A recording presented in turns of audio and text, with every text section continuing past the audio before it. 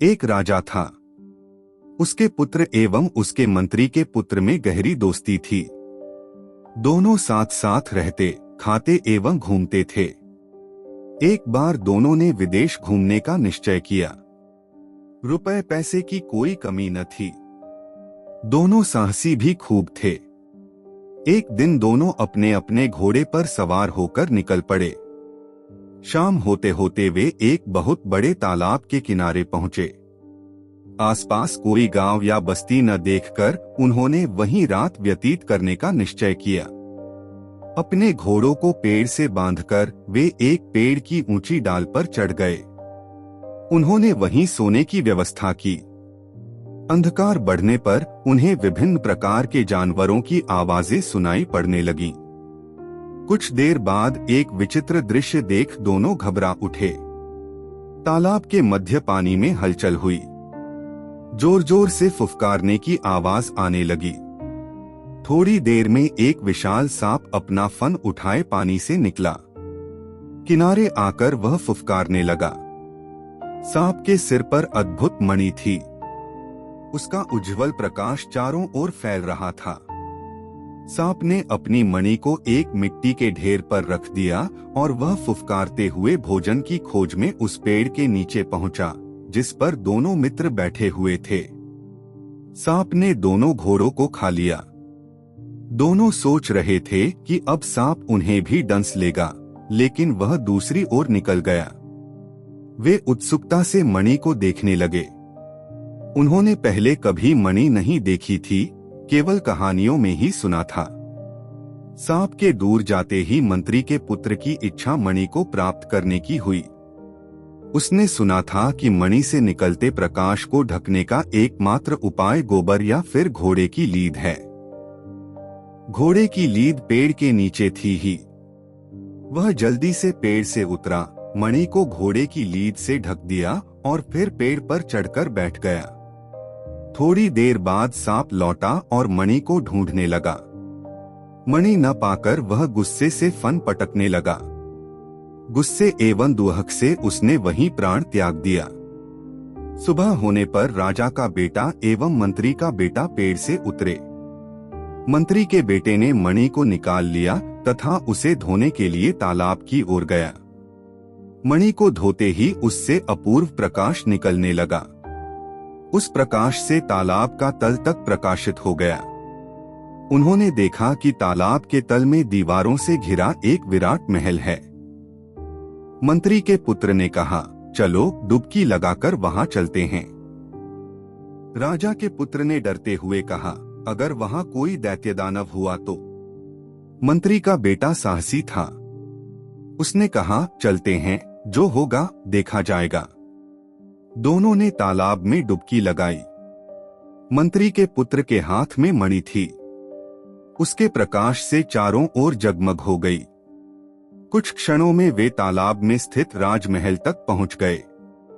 राजमहल का मुख्य द्वार खुला हुआ था। दोनों ने अंदर प्रवेश किया, लेकिन उन्हें कोई दिखाई नहीं दिया। महल के चारों ओर बागीचा था। बागीचे में तरह तरह के फूल खिले हुए थे। महल की दीवारें सोने की थीं, जिसमें हीरे जड़े हुए थे। महल के अंदर की सारी वस्तुएं सोने की थीं, लेकिन वहां कोई भी आदमी दिखाई नहीं दे रहा था। ऐसा लगता था मानो सब उस महल को छोड़कर अन्यत्र चले गए हैं। घूमते घूमते वे एक कमरे में पहुंचे। वहां सोने के पलंग पर एक लड़की को सोते देखकर वे आश्चर्यचकित हो गए। वह अत्यंत सुंदर थी। दूध के समान सफेद रंग था उसका। उसकी उम्र लगभग 16 वर्ष होगी।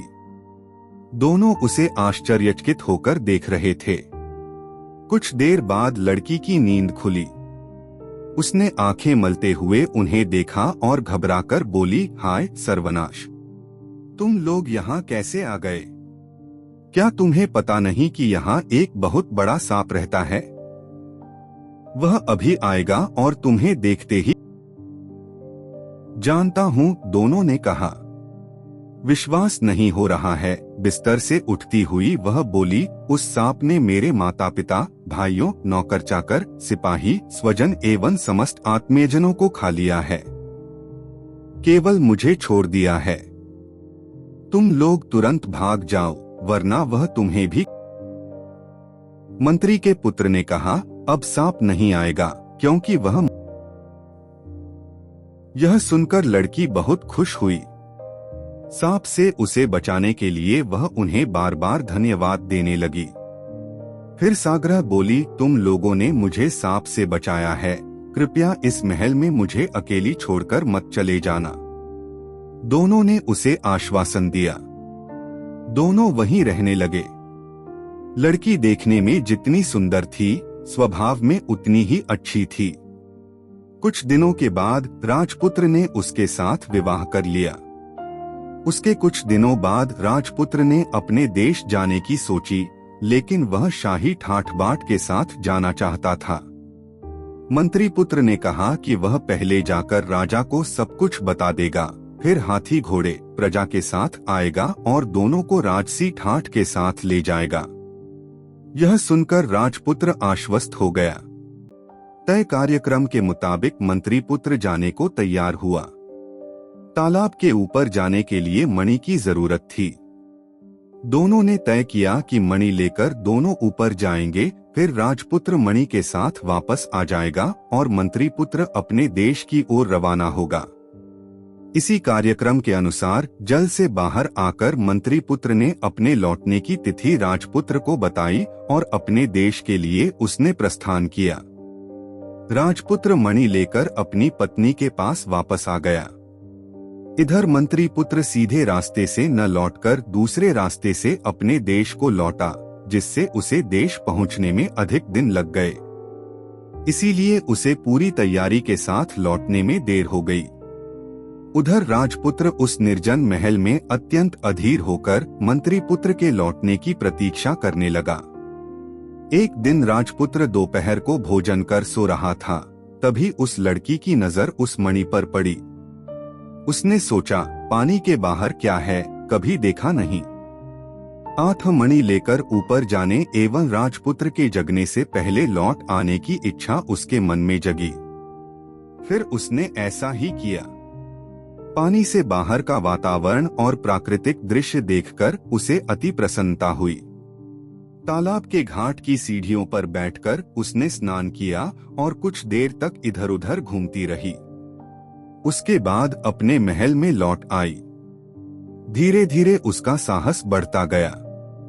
अब वह प्रतिदिन दोपहर में राजपुत्र के सो जाने के बाद जल से बाहर आने लगी।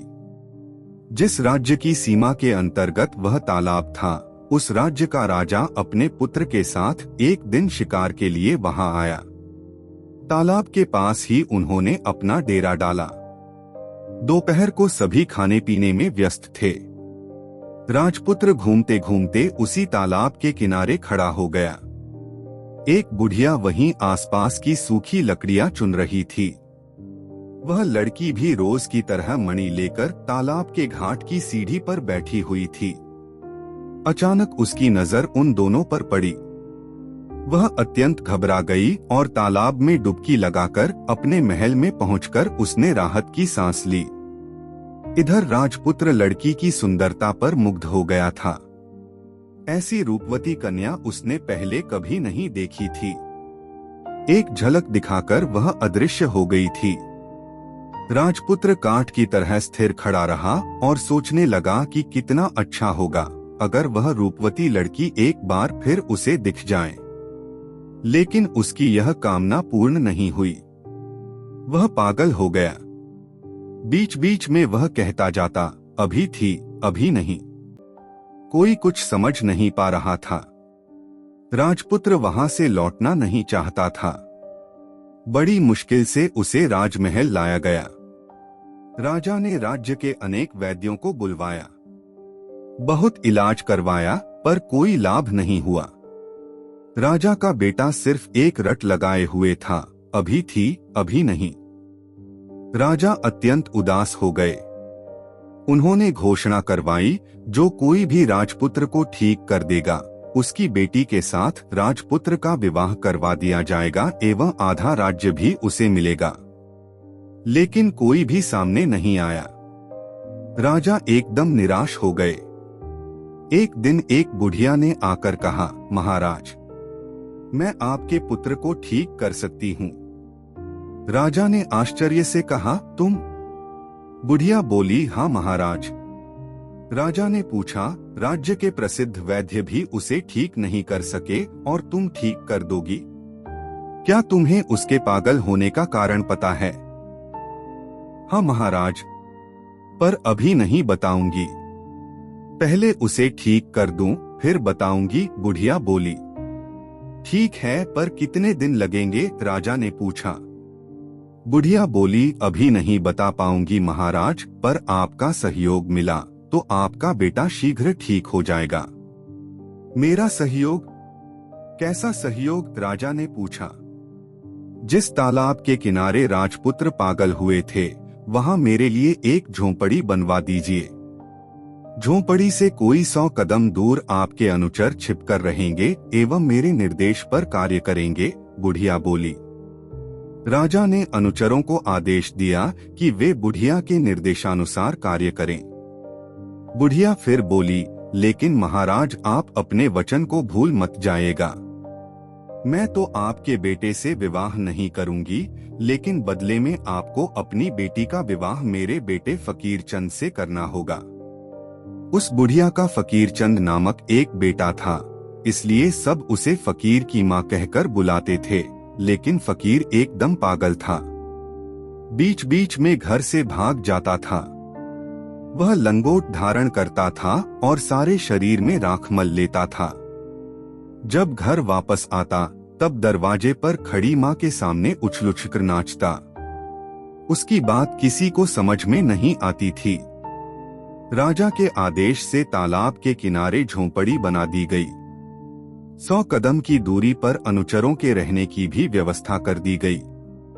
अनुचरों को यह भी आदेश दिया गया कि जब तक बुढ़िया न बुलाए, तालाब के किनारे कोई न जाए। बुढ़िया तालाब पर नजर रखने लगी। इधर तालाब के अंदर राजमहल में राजपुत्र अपनी पत्नी के साथ मंत्री पुत्र के आने का इंतजार कर रहा था, लेकिन मंत्री पुत्र का कुछ अतापता नहीं था। उस दिन की घटना के बाद लड़की एक दिन भी तालाब से बाहर नहीं निकली थी। लेकिन भाग्य का लिखा कौन जानता है। एक दिन दोपहर को भोजन के बाद जब राजपुत्र सोने के लिए गया, वह लड़की मणि हाथ में लेकर तालाब से बाहर निकली और इधर उधर देखने के बाद पक्के घाट पर बैठ गई। बुढ़िया को इसी अवसर की प्रतीक्षा थी। वह बोली, रूप की रानी बेटी, आओ मैं तुम्हें नहला देती हूँ। लड़की ने कोई आपत्ति नहीं की। बुढ़िया उसके पास आकर बैठ गई। मणि को उसके हाथ में देखकर बोली, अरे उसे हाथ में क्यों ले रखा है? पानी में गिर सकती है। घाट के ऊपर ठीक से रख दो। बुढ़िया ने मौका देखकर मणि को अपनी अंटी में छिपा लिया और अनुचरों को इशारा किया। अनुचरों ने लड़की को पकड़ लिया और उसे राज दरबार में पेश किया। लड़की को देखते ही राजपुत्र बोल उठा, मिल गई, मिल गई। वह तो मिल गई। राजपुत्र का पागलपन दूर हो गया। राजा की खुशी का ठिकाना नहीं रहा। उसने अपने बेटे से उसकी शादी करनी चाही तो वह लड़की बोली, महाराज, तालाब के अंदर महल में मेरे पति हैं। मैंने व्रत लिया है कि 1 वर्ष तक किसी दूसरे पुरुष का मुंह भी नहीं देखूंगी, इसीलिए अभी विवाह संभव नहीं है। यह सुनकर राजा उदास हो गए, पर कोई उपाय न देखकर साल भर तक प्रतीक्षा करने का उन्होंने निश्चय किया। उधर मंत्री पुत्र सारी व्यवस्था कर उसी तालाब के किनारे हाथी, घोड़ों एवं अनुचरों के साथ पहुंचा। तालाब के किनारे आम के बगीचे में तंबू तानकर तालाब की ओर एकटक देखता रहा। हालांकि निर्दिष्ट समय बीत गया था, किंतु मंत्री पुत्र को आशा थी कि राजपुत्र अवश्य बाहर आएंगे। परंतु राजपुत्र और उसकी पत्नी जल से बाहर नहीं निकले। मंत्री पुत्र ने सोचा, निश्चय ही कोई घटना घटी है, लेकिन पातालपुरी तक कैसे पहुंचा जाएगा? वह जानता था कि सांप की मणि के बगैर वहां तक पहुंचना असंभव है। इधर व्रत की अवधि समाप्त होने वाली थी। राजा ने अपने पुत्र के साथ उस लड़की के विवाह की तैयारियां शुरू कर दी। हलवाइयों ने पकवान बनाना शुरू कर दिया। नगर में घरद्वार सजाए जाने लगे। सिंहद्वार पर नौबत बैठी। राजमहल में शहनाई बजने लगी। मंत्री पुत्र ने पास के नगर से आने वाली शहनाई की आवाज को सुना। एक राहगीर से पूछने पर उसने उसे बताया कि एक जलकन्या से इस देश के राजकुमार का विवाह होने जा रहा है। उसी की तैयारियां चल रही हैं। मंत्री पुत्र सारी बात समझ गया। उसने तय किया कि पहले नगर जाकर वह सारी बातों का पता लगाएगा। वह नगर की ओर चल पड़ा। उसने एक ब्राह्मण के घर में शरण ली। ब्राह्मण ने उसका आदर सत्कार किया, भरपेट भोजन कराया। विश्राम के बाद मंत्री पुत्र ने पूछा, हे ब्राह्मण देवता, कृपया बताएं नगर में इतनी तैयारियां क्यों की जा रही हैं? ब्राह्मण बोला, लगता है तुम इस नगर में नए आए हो। नगर के निकट जंगल में एक तालाब है। वहां से एक अपूर्व सुंदर जलकन्या को पकड़कर लाया गया है। कल राजपुत्र के साथ उसका विवाह होगा, इसीलिए नगर में इतनी रौनक है। यह तो बड़ी अद्भुत बात है। ऐसा तो मैंने कभी नहीं सुना। दरअसल मैं बहुत दूर से आया हूँ। कृपया मुझे पूरी बात बताइए, मंत्री पुत्र ने कहा। ब्राह्मण ने उसे बताया कि किस प्रकार इस देश का राजा शिकार खेलने जंगल गया था। वहां उसका पुत्र पागल हो गया और एक बुढ़िया ने एक जलकन्या को पकड़कर किस तरह उसे ठीक किया। मंत्री पुत्र ने पूछा, बुढ़िया को राजा ने जो वचन दिया था क्या वह पूरा हुआ? नहीं, क्योंकि बुढ़िया का पुत्र फकीरचंद कहीं गायब हो गया है। बुढ़िया का कहना है कि अब उसके आने का समय हो गया है। वह देखने में कैसा है? मंत्री पुत्र ने पूछा। ब्राह्मण बोला, देखने सुनने में तो वह तुम्हारी तरह है, पर लंगोटी धारण करता है एवं पूरी देह में राख मलकर रहता है। हाथ में पेड़ की एक डाल लेकर माँ के घर के दरवाजे के सामने उछल-उछल नाचता है और कहता रहता है, यह नहीं होगा, नहीं होगा। यह सुनने के बाद मंत्री पुत्र ने मन ही मन एक योजना बनाई। वह ब्राह्मण से विदा लेकर नगर के बाहर आ गया। फिर फकीर चंद का वेश बनाकर पुनः नगर में लौट आया। हाथ में पेड़ की एक डाल लेकर बुढ़िया के घर के सामने उछल-उछल नाचने लगा। फकीरचंद की आवाज सुनकर बुढ़िया बहुत खुश हुई। वह समझ न सकी कि मंत्री पुत्र फकीरचंद के वेश में आया है। खुश होकर बोली, लगता है भगवान ने मेरी सुन ली। बेटा, अब मुझे छोड़कर मत जाना। नहीं नहीं, यह नहीं होगा, यह नहीं होगा, नकली फकीर चंद ने कहा।